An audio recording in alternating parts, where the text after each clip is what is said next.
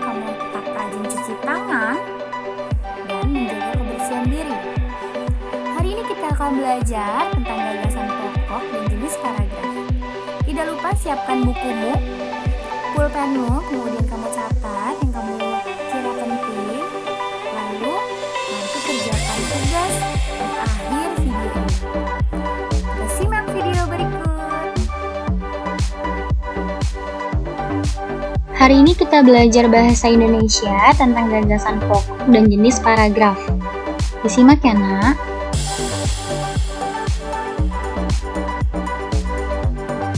Gagasan pokok dan gagasan mendukung.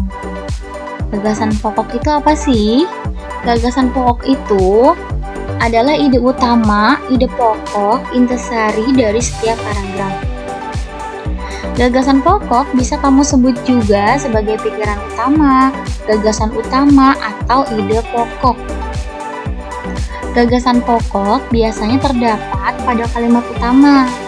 Biasanya ada di awal paragraf, di tengah, atau ada di akhir paragraf. Gagasan pendukung adalah gagasan yang menjelaskan gagasan pokok atau pikiran utama.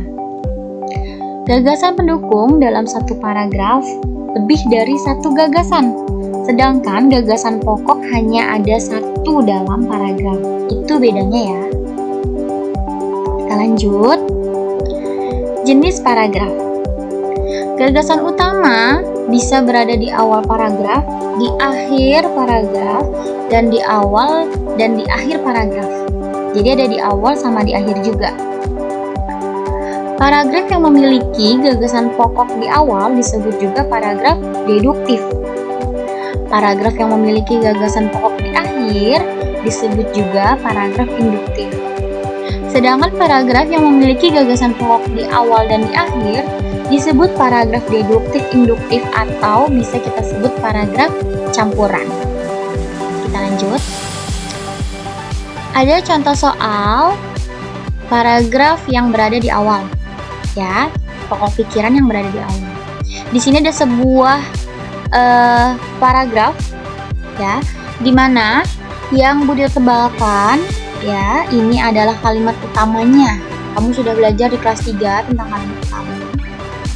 Nah, dari kalimat utama ini kamu bisa ambil gagasan pokoknya. Gagasan pokok itu mencakup keseluruhan, itu membahas tentang apa sih? Satu paragraf ini bahasa tentang apa? Yang dibahas di sini tuh apa ya? Itu sama aja, gagasan pokok. Nah, di sini kalimat utama yang Budita tebalkan sama. Kemudian gagasan pokoknya bisa kita ambil dari kalimat utama. Hujan deras menyebabkan meluapnya air sungai. Nah, di sini kamu bisa membuat pakai kalimatmu sendiri, bahasamu sendiri. Jadi tidak perlu sama dengan yang ada di paragraf. Kemudian kita lanjut. Di sini ada contoh paragraf yang ada di akhir. Budita sudah sediakan sebuah paragraf yang Budita tebalkan. Di sini adalah kalimat utama yang berada di akhir paragraf.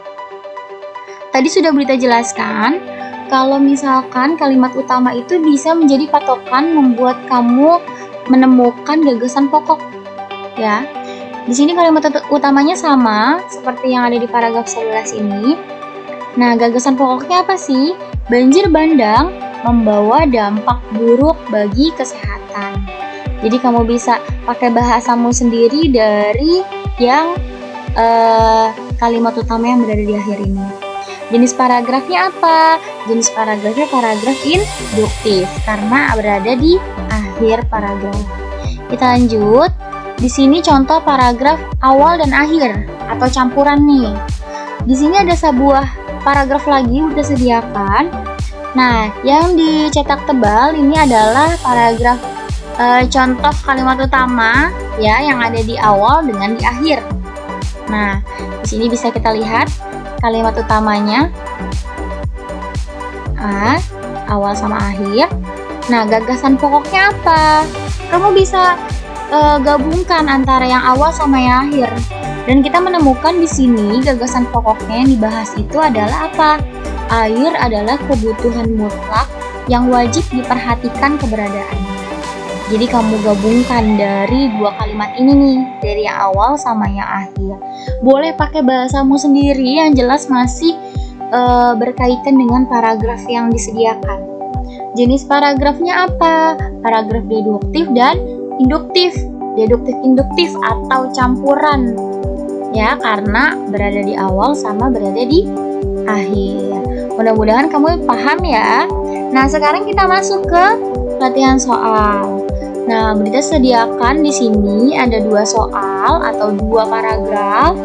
Ya, kamu baca dulu, terlebih dahulu baca baik-baik, tidak usah buru-buru. Nah, dari 2 paragraf ini, kamu tentukan gagasan pokoknya, jenis paragraf. Jangan lupa perhatikan huruf kapital dan tanda bacanya. Jangan lupa tulisannya yang rapi ya. Jadi gagasan pendukungnya tidak kamu perlu tulis, hanya cukup gagasan pokok dan jenis paragraf. Oke, selamat mengerjakan.